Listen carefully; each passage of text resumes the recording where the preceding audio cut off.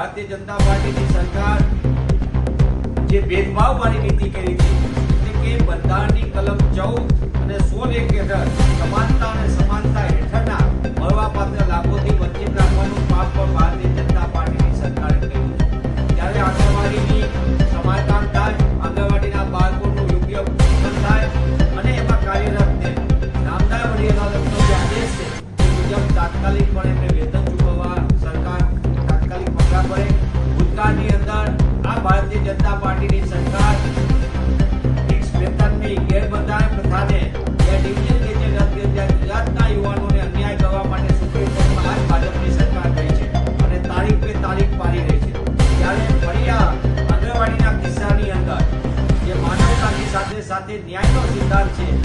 એ સિદ્ધાંતને લઈને